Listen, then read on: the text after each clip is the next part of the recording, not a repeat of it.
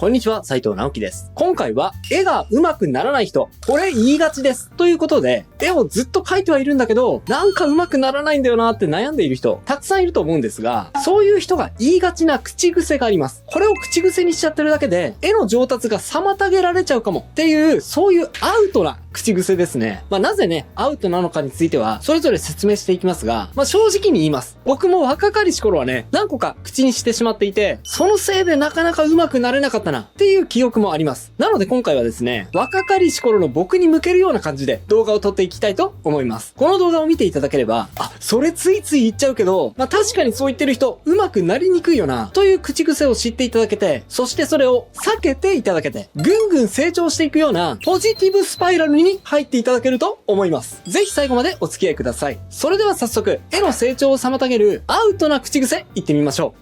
どのぐらいの線の太さがいいでしょうか？はい。最初の口癖。というか質問のような感じなんですが、どのぐらいの線の太さがいいでしょうか？という口癖ですね。はい。これを繰り返していると、成長がそこで止まってしまいます。はい。止まっちゃいますね。確実に。ですね、これ、言ったことがある人、結構いると思うので、誤解がないように言っておくんですが、線の太さ、線の細さは、絵にとって非常に大事です。特にね、日本のアニメスタイルのイラストのような絵柄の場合には、線画を主体にして絵が出来上がっている場合が多いので、どうしたら線がうまく描けるのか、どうしたら線が綺麗に描けるのか、どのぐらいの太さで、どのぐらいの入り抜きを加えたら線が生き生きするのかは、とっても大事な要素の一つです。ただですね、多くの人が、線の太さ、どのぐらいの太さがいいんでしょうかという質問を投げかけてくるとき、そもそもですね、自分の絵を見せてこないことの方が多いです。はい。なので、答えようがそもそもないんですね。どんな細さが適切なのかっていうのは、その絵のね、バランスによって決まります。これですね、絵柄だけじゃなくて、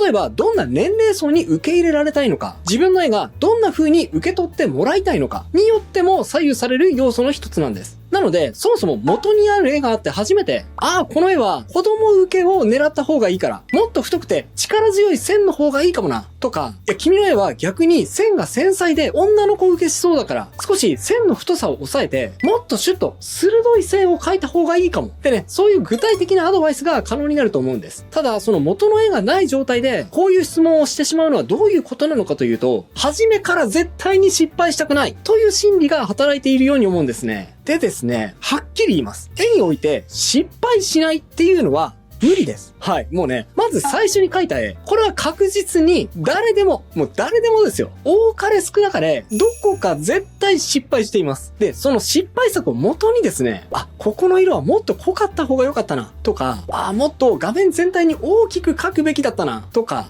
もっと線を太く描くべきだったな。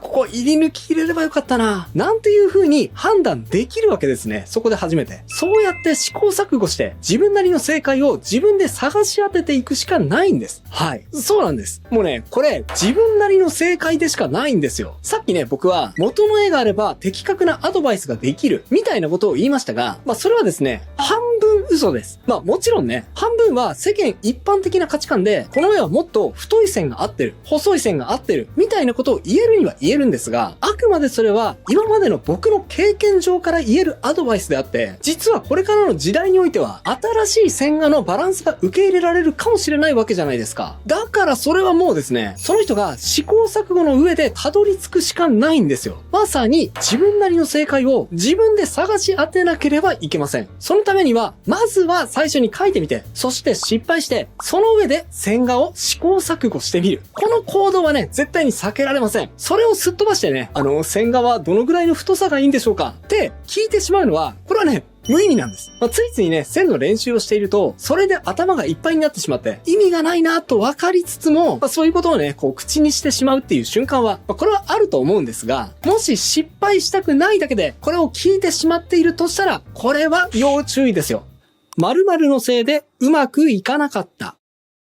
はい。次はですね、結構致命的な口癖です。〇〇のせいでうまくいかなかったですね。はい。〇〇という部分には、人だったり、出来事だったり、あとは病気とかが入ると思うんですが、要するに、自分以外の何かのせいにしがちな人ですね。そういう人は絵が上手くなりにくいと思います。はい。なぜかというと、絵はスポーツと一緒で、描いたら描いた分だけ上手くなりますが、でも逆に描かなかったら、これはどんな理由があろうと、絶対に上手くはならないからです。はい。すごくシンプルな世界なんですね。いや、言い訳するなとまでは僕は言いません。だって人間ですね、どんな時だって言い訳は存在するじゃないですか。なので、それは仕方ありません。もうめっちゃ頑張ろうとしている時にね、急に病気になっちゃって、本気を出せない状態になってしまった。だったり、今はもっと優先すべきことがあるから、絵に割いている時間がない。だったり、これから絵をまさに描こうとしていたのに、友達に頼まれ事をされてしまった。あるいは遊びに誘われてしまった。これは行かなきゃいけない。毎日ね、生きているわけですから、そりゃ色々起きますよね。なので、本当に自分以外の何かのせいで、自分の思い通りにならなかった。なんていうことは正直日常茶飯事なわけです。でもね、本当に絵が上手くなりたい人、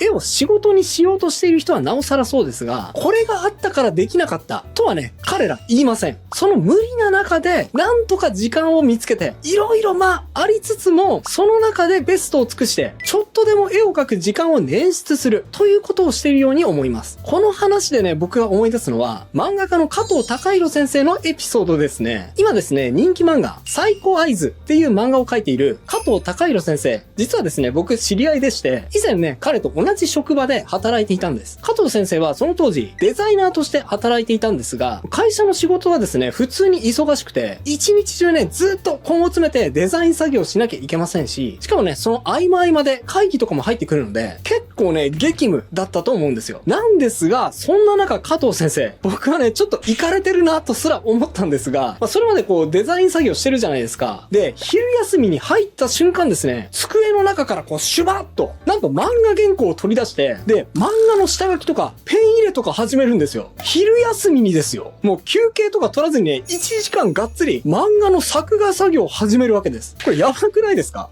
いや、お昼ご飯食べたのかなってちょっと心配になってですね、声をかけてみたこともありました。加藤さん、やばいっすね。昼休みなのに漫画描いてるんですかって。そしたらですね、そんな心配する僕を、もう見たこともないキラキラした目を向けて、彼は言いました。はい、僕絶対に漫画家になるんで、斉藤さん、楽しみにしててください。来年には絶対に連載してると思います。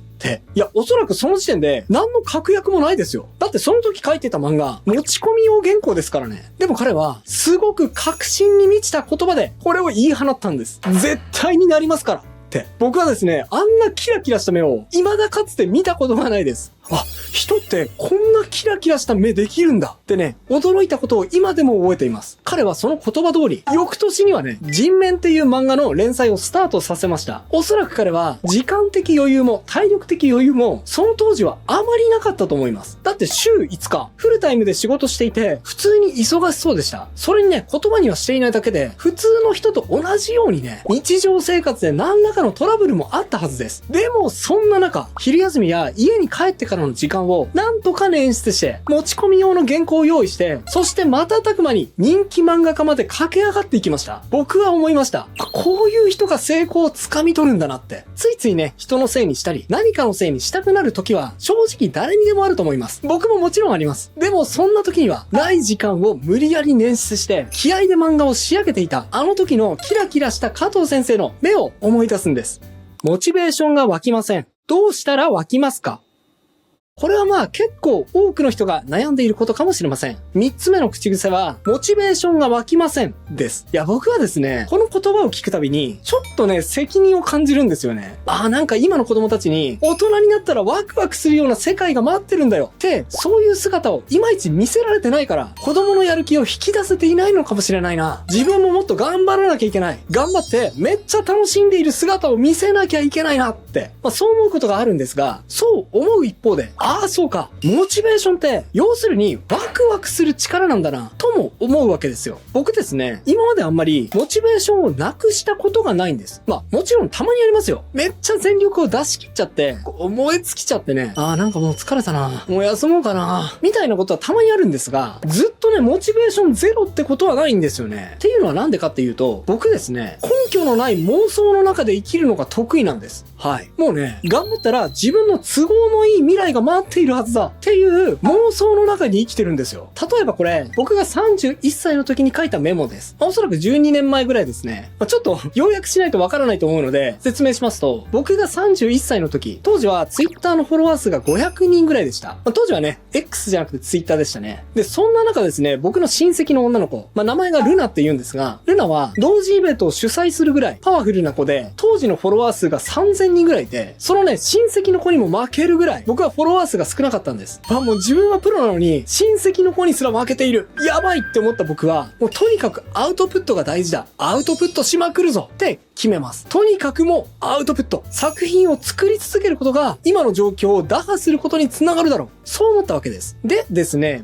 アウトプットしまくるぞとは、みんなそこまでは考えると思うんです。でもね、モチベーションが続かない人って、次に何をするのかっていうと、もうその次の瞬間ね、すぐに行動に移すか、もしくは具体的なアクションプランとかをすぐに作り始めちゃうと思うんですよね。秒速で行動しろとかいう言葉もありますからね。もうすでに自分の中にモチベーションがこう渦巻いていて、燃えたぎっている。みたいな人はそれでいいかもしれませんが、普通の人はそれやったら、すぐにね、モチベーションって枯渇しちゃうと思うんですよね。1日何時間やるぞとか、この日までにこれやるぞとか、そうやって行動したはいいけど、3日ぐらいやってね、もう飽きちゃって、って、そこで力尽きちゃう人って結構いると思うんですよ。でもですね、じゃあ僕はどういう風にするのかっていうと、まずね、すぐに行動には移しません。アウトプットしまくるぞと決めた僕が次にやるのはですね、今表示しているようなメモを書きながら、頑張った先に自分にとって都合のいい未来が待っているという未来の姿を全力で妄想することに費やします。うわ、もう絶対にそうなるわって心の中から信じきれるまで、頭の中でね、その光景をありありと妄想し続けるわけです。はい。ちなみにですね、その時の僕はちょっとね、気持ち悪いぐらいニヤニヤしていると思います。絶対にそうなるわ。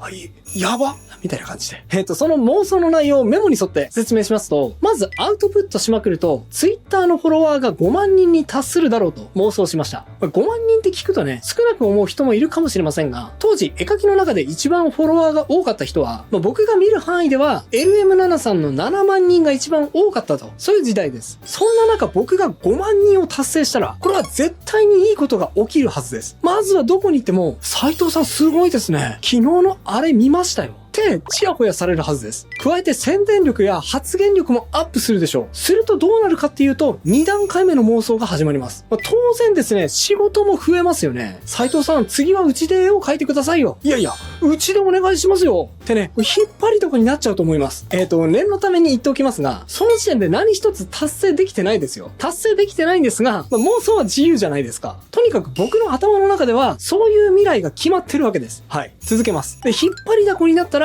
当然仕事の依頼料も上がりますよね。最初10万円だった依頼料が50万円になり、100万円になり、1000万円になり、5000万円になり、1億円になり、って、高すぎるって。いやいや、僕の妄想の中なんだから自由じゃないですか。ここはですね、僕の都合のいい未来が待っているっていう妄想の中なんですから、ちょっと邪魔しないでもらっていいですか？はい。次行きますね。いや、もうそうなっちゃったらどうなっちゃうんでしょうかね。はい。ここで第3段階目の妄想が始まります。当然ですね、毎日めちゃくちゃいい肉が食えます。僕が学生の頃、最寄りの京王ストアの精肉売り場で、僕は毎日鶏胸肉を買って食べていました。理由は安いからです。鶏胸を買いながらね、横に陳列されている国産牛肉の値段を見て驚いたものです。和牛切り落とし 100g1000 円？こんなのどんなお金持ちが食べるんだよ。やばーってね。ちなみに鶏胸肉は当時の価格で 100g40 円です。はい、僕は 100g40 円の鶏肉と大根と卵を煮込んだものを毎日食べていました。いやそれなりに美味しかったですけどね、普通に。でも鶏胸肉の横にうやうやしく陳列されている憧れの国産牛肉も当然フォロワー5万人なら毎日食べることができるようになるはずです。絶対に。それと服屋に行くとき、僕はいつも恐怖でした。ビームスとかアローズとかね、たまに友達に連れられて、アベイシングエイプとか行って服を見ていると、店員が寄ってきてね、これなんてお似合いだと思いますよ。とか言って勧められたりするわけです。でも勧められた服、確かにいいですね。とか言ってね、こう値段を見てみると、1着1万円、2万円、3万円、それ以上当然するわけです。ニコニコ笑う店員を目の前にして、で、値段を見てね、ちょっと買えないわ。ってこう、卑屈になりながらね、すいません。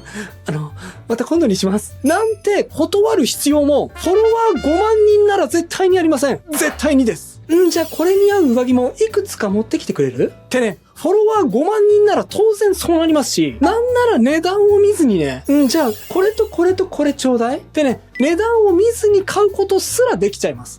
なんかおかしいこと言ってますか？フォロワー5万人なので当然ですよ、こんなことは。そしてね、やっぱりね、イラストレーターとしては仕事環境も大事ですから、やっぱりね、自分専用のアトリエは大事ですよね。そんな夢のアトリエもフォロワー5万人なら当然購入できちゃうわけです。皆さんどうですか？自分専用のアトリエ、こんな机を置いて、こんな内装にして、ってね、夢は広がりますよね。でもこれ全部実現できるんですよ。フォロワー5万人になれば。アウトプットを増やすだけで、こんなね、キラキラした未来が待っているわけです。絶対にやらないと損ですよね。よし、これは絶対に達成するしかねえ。こうしちゃいられねえ。そうなってね、モチベーションが無限湧きしてくるわけですよ。具体的なアクションプランの作成は、この後でいいんです。そうそううまくいくわけない。妄想が現実的じゃない。ぶっ飛びすぎですって。それ完全に間違ってますよ。ですね、実際にこの行動が今言った妄想に直結していなくても別に全然いいんです。すぐに実現できなくてもそれはそれで OK。要するに自分が行動し続けることができさえすれば少なくともプラスの方向には行きますし、その結果間違いなくいい未来は待っているはずなんですよ。今よりは。想像の通りね、僕はフォロワー5万人を1年かけて実現しましたが、だからってその瞬間に今言った妄想を全部達成できたわけじゃありません。ですが、すぐには達成できませんでしたが、それでもアウトプットし続けた結果、2025年、僕が今言ったメモに書いた僕の妄想、この行動の延長線上でほとんど実現できています。100g1000 円のめっちゃいい肉。毎日じゃないかもしれませんが、全然食べれますし、服買う時もね、だいたい値段見てませんね。そもそも、そんな高い服は買ってないっていうのはありますが、それはそれとしてね、特に値段は気にしてないです。あと何よりも自分専用のアトリエ。まさにここですが、これも自分で建てましたし、なんならね、少し手狭になっちゃったので、もう一頭、実は今準備中です。ね。フォロワー5万人が妄想実現に直結はしてませんでしたが、でもそれをきっかけに行動をし続けたら、結果的にはそれを実現できちゃったわけです。もう他人からしたらね、そんなのただの妄想じゃんって馬鹿にされるような内容でも、いやいや、そうはならんやろって思われたとしてもですね、そんなの関係ありません。要は自分のモチベーションが湧いてきて、自分を良くしてくれる行動を取り続ければ、それでいいんです。根拠なんて必要ありません。だってね、たとえ根拠のない妄想でも、それを信じて行動をし続けて、結果的に達成すればいいわけですから。もしね、いつもモチベーションが湧いてこなくて困っている、悩んでいるという人は、もしかしたらこの自分にとって都合のいい未来を全力で妄想してみるが足りていないのかもしれません。ぜひね、今日紹介したこと試してみてくださいね。以上が今日僕が伝えたかったことです。いかがだったでしょうか？絵を描くときには、どうしてもね、やる気って必要ですよね。この動画を見ていたら、やる気が湧いてきて、絵が描きたくなった。具体的に絵の描き方を知りたいという方もいらっしゃるかもしれません。そんな人には、こちらの動画、1時間でめっちゃいいイラストを描く方法、パステラの紹介もおすすめです。長時間絵を描くのはしんどいけど、1時間ならという人には特におすすめです。興味がある方は、こちらも合わせてチェックしてみてくださいね。それではまた次回の動画でお会いしましょう。バイバイ。